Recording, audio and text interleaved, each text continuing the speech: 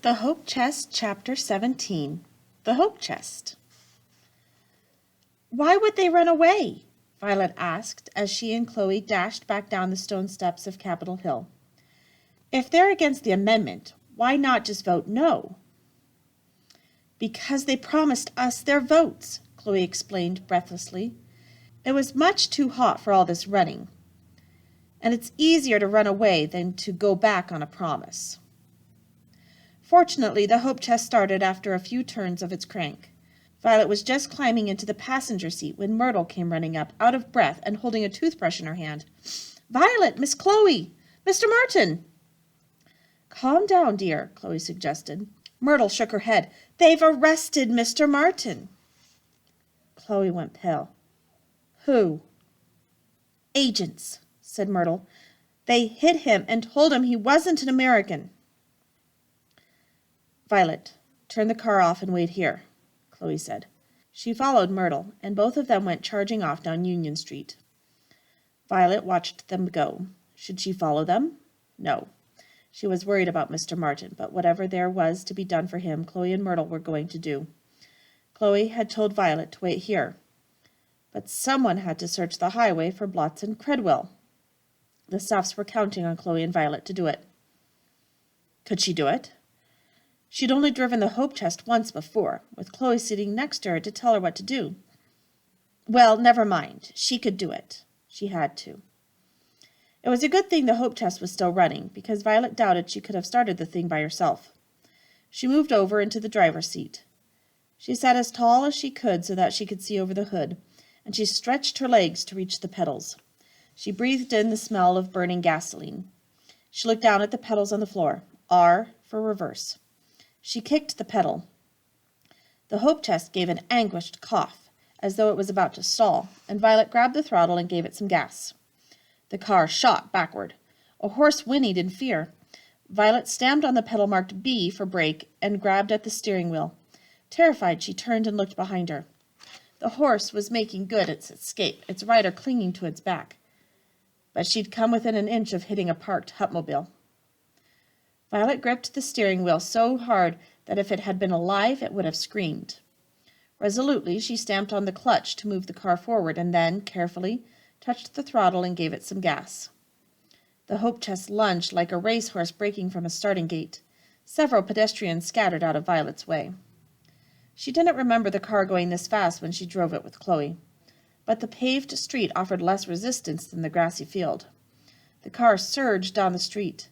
Violet clasped the steering wheel tightly and concentrated on staying in the exact middle of the street.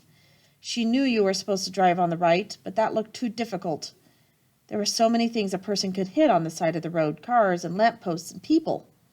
She thudded over the trolley tracks. The thing was going much too fast, and she wasn't even touching the throttle. She half stood, trying to see the road better. She seemed to be hurtling at things and people on both sides, and each time she cranked the steering wheel to avoid something else sprang up in her path. She couldn't imagine why anyone would want to drive a car. This was horrible, like a nightmare. She was supposed to turn left up here, she knew, to get to the highway. But how did you slow down to turn?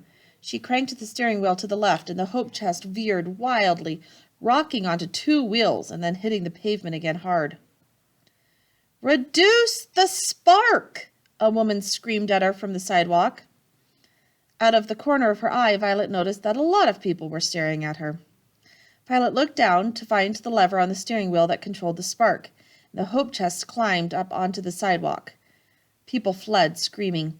"I'm sorry," Violet yelled as she got the car back onto the road and got the spark down. Now the Hope Chest was much quieter and didn't seem to want to go as fast. It coasted slowly to a stop, coughed, belched out a cloud of burnt-smelling black smoke, and almost stalled before Violet grabbed the throttle lever and it jumped forward again. This time she kept her eyes on the road and kept driving right down the middle. "I don't care what anyone says," she heard a woman on the sidewalk say. "There ought to be a law against children driving those things." She had the hang of it now. The important thing was to keep moving, because otherwise the Hope Chest might stall, and she knew she couldn't start it again, and that none of the agitated crowd on the sidewalk would help her.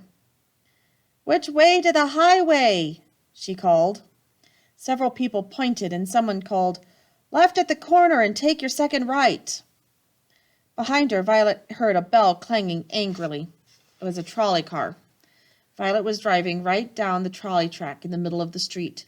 She looked over to the side, where she was supposed to drive, but the space looked too dangerously narrow. Well, the trolley would just have to follow her. Soon Violet had left the trolley track in the city behind, and the Hope Chest was bouncing merrily along a rutted dirt road into the country. Violet could see why Chloe liked the Hope Chest so much. This was glorious. It made you feel free, as if you had no bonds at all, nothing to hold you back from going wherever you wanted and doing whatever you felt needed to be done. She saw a car up ahead on the edge of the dusty highway. She took her hand off the throttle and slowed down. A cream-colored Oakland Sensible 6 was stopped beside the road, and a man was kneeling in the dust beside it, staring at a rear wheel. Violet pulled up beside the Oakland and stopped the Hope Chest carefully, not letting it stall. The man looked up. He was in his 40s and had rather the seedy look of a drummer, perhaps because he'd left his hat on, although he'd taken off his jacket and pulled his sleeves up under his sleeve garters. "Are you Mr. Credwell or Mr. Blotz?" Violet called to him. "Beg pardon?" said the man, standing up and brushing dust off his knees. "You'll have to turn that thing off. I can't hear you." With a sigh of regret, Violet let the Hope Chest stall. "Are you Mr. Credwell or Mr. Blotz?" The man tipped his hat politely. "Credwell. Got a flat. Me without a spare." Well, that was one of the runaway legislators found, anyway. "Where's Blotz?" she said. "I don't know," said Mr. Credwell, shrugging. "The committee's about to meet to vote on whether to send the ratification bill to the floor," Violet said. "You're supposed to be there to vote." "Oh, is it?" Mr. Credwell looked off into the middle distance. "I guess it was in my memorandum book, but I must have forgotten to look at it." Violet almost pounded the steering wheel in frustration. Did this man have no idea how much his vote mattered to Chloe? And to women who had to wait in train stations for their sons' coffins to come home from France, and to a few million other people, including, now that Violet thought about it, herself? "Mr. Credwell, please come back to town at once." Mr. Credwell shuffled his feet in the dust with the guilty look of a boy caught skipping school. "Sure, I was just headed back." His car was pointed the other way. Mr. Credwell chivalrously offered to turn the crank to start the Hope Chest. Violet worked the levers. It took them quite a while to get the thing started because she didn't have a good ear for it yet. "You know why they call it a runabout, don't you?" said Mr. Credwell. Violet had heard this one before, but they were all supposed to do their best to keep the legislators in a good mood, so she said, "Why?" "'Cause it'll run about a mile before it breaks down, ha ha," said Mr. Credwell. Violet smiled politely. "Ha ha, please get in, Mr. Credwell." "Do you, mind if I drive, Miss Mayhew?" said Violet. "Yes, I do." Mr. Credwell humbly climbed into the Hope Chest and permitted himself to be driven back into town. He asked Violet to stop at a garage so he could get a spare, so Violet did. But once he'd got it, she kept right on driving back to the Capitol. Miss Pulitzer had caught the other legislator, Blotz, trying to escape on the interurban, the electric train system that connected cities from the East Coast to the Mississippi. That night, the committee voted 10-8 to send the Susan B. Anthony amendment to the floor. Without Mr. Blotz and Mr. Credwell, Violet realized, the vote would have been tied. The next day, Tuesday, August 17th, Violet did not see Chloe or Myrtle at all. Everyone thought the amendment would be voted on that day. Violet went to their usual noon meeting place at Max Bloomstein's pharmacy, but Chloe did not show up. Violet slowly sipped a chocolate phosphate through a paper straw and worried. What if they had arrested Chloe too? Why would they, though? Chloe hadn't done anything. But then, according to Chloe, all Mr. Martin had done was speak out against the war. So who knew what people could get arrested for? And anyway, Chloe had been in jail before. The door jangled 17 times before the last of the phosphate gurgled in the bottom of Violet's glass. but it was never Chloe. With a sigh, Violet got up and left. On the way back to the Hermitage, Violet heard a newsboy hollering that some baseball player had been hit by a fast pitch and killed. That would upset Mr. Martin, Violet thought. If he ever even heard about it, that is. Who knew where he was being kept, or what was being done to him, or to Chloe, or to Myrtle? Turning these worries over in her head, Violet walked across the sweltering lobby of the Hermitage and heard someone calling her name. She was surprised to see that it was Mr. Hanover, the non-Bolshevik Jewish lawyer from Memphis, who was leading the house fight. Imagine him remembering her name. She was glad, and slightly proud of herself, to see that Mr. Hanover had no bump on his head and had not been locked in the hold of a slow freighter heading south out of New Orleans. "How do you do, Mr. Hanover?" she said politely. She looked curiously at the enormous blond man standing just behind Mr. Hanover's shoulder. Governor Roberts had indeed gotten Mr. Hanover a bodyguard, a huge one. "Fine, fine," said Mr. Hanover. "Actually, I think I'm getting an ulcer, but that's neither here nor there. Listen, could you tell your sister that she doesn't need to bother with Mr. Ezekiel?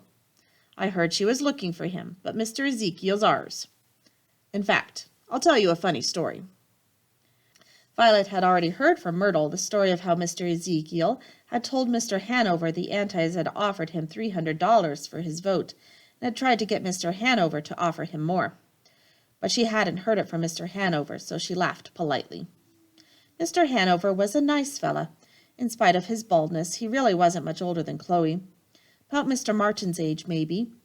Violet suddenly felt that there was something really good about people who fought for the rights of other people, and she wished there was some way she could tell Mr. Hanover that. "Mr. Hanover, I'm not really an anti, and thank you." She unpinned the red rose from her dress and handed it to Mr. Hanover, keeping the pin because it would ruin the gesture if she stabbed him in the hand.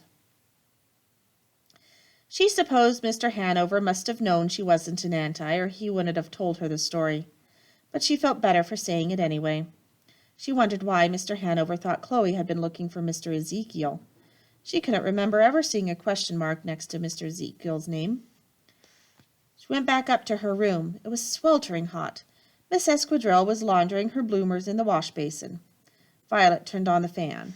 She didn't care whether Miss Esquadrille minded or not, and flopped down on the bed. "There you are!" Miss Esquadrille came out of the bathroom and hung a pair of black bloomers on the line she'd strung. "You know the house might vote today. We're all supposed to go up there and show the colors. Where's your rose?" "I'm not wearing it any more," said Violet. "I'm for women's suffrage, Miss Esquadrille." Surprisingly, Miss Esquadrille took this in stride. "You know, I'm beginning to wonder if I might be too. I was saying to myself, you know, Anisette, you're not even married, so this queen of the household applesauce doesn't really apply to you anyway." "You didn't say that to yourself. I said it to you," said Violet irritably.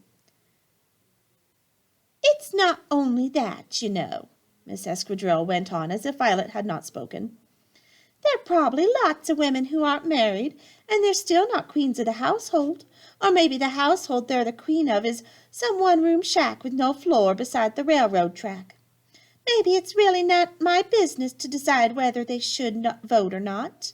And anyway, who's to say I wouldn't do a good job of voting once I set my mind to it?" Violet stared at Miss Esquadrille as if she had sprouted horns. "Did you just change sides?" she asked Miss Esquadrille. Miss Esquadrille gave her a bewildered look. "You know, I think I did." She shook out another pair of bloomers and hung them up. In the evening there was an anti-party on the mezzanine. The antis were celebrating because the North Carolina legislature had rejected the Susan B. Anthony amendment. Violet went for the refreshments. But she didn't wear a red rose, and she didn't bother to pretend she was an anti any more. She was just herself. "Here's to North Carolina!" Miss Josephine Anderson Pearson cried, lifting a glass of grape lemonade high beside the Confederate flag on the wall. "Hear, hear!" "May Tennessee follow in her footsteps," said Mrs. Pinkard. "They didn't actually vote it down," a woman near Violet said conversationally. They voted to table it till next year. Oh, really? Said Violet politely, eating her pineapple ice. We might do the same, said the woman, if it looks like we're going to lose, which just between you and me and the barn gate. I want the Susan B. Anthony amendment to pass, Violet said. The woman looked at her in surprise. Young lady! That would be the worst thing that could happen to American womanhood. Why? Said Violet. I can think of lots worse things that can happen to American womanhood. Like right now when we're taxed but not represented, and we can go to jail for breaking laws we didn't pass. She thought of Chloe Myrtle and Mr. Martin and wondered if they were all in jail now. If they weren't, why hadn't she heard from them? That shows how much you know, said the woman angrily. Woman has a great deal more political power now than she'd have if she got the vote. Right now, when a woman goes to her congressman or senator and asks him for something, he knows that she's completely disinterested. She has no political stake in what she's asking for. It seems to me that would only work if he doesn't have any political stake in what she's asking for either, Violet said. Young lady, did you just contradict me? Violet thought about what she just said. I guess so. You're a very badly brought up young lady. No, I'm not, Violet contradicted again. I'm a very well brought up young lady, but I'm getting over it. She started to lift her bowl to her mouth to drink the last melted bit of pineapple ice, but then decided she'd better not lose all her manners at once. She set the bowl down on the table. You know, when you think about it, Miss Esquadrille was saying loudly nearby, here it is, 1920 already. I mean, doesn't it seem sort of, I don't know, crazy that women still haven't got the vote yet? Anna said, hush. You don't know what you're saying, said Miss Pearson. Yes, I do, said Miss Esquadrille. I may not be very smart, but I know when someone's trying to pull a fast one on me. We're women. So what are we doing fighting against women getting the vote? Miss Pearson opened her mouth to answer, then shut it as a page boy rushed into the room, followed by an auntie who was guarding him to make sure he arrived safely, and thrust a note into Miss Pearson's hand. Everyone watched while Miss Pearson read the note. The House is adjourned till tomorrow, she announced. So it will go on another day. There were murmurs all around. This was not good news for the Antis, Violet realized. They had been expecting a vote today, and an easy win.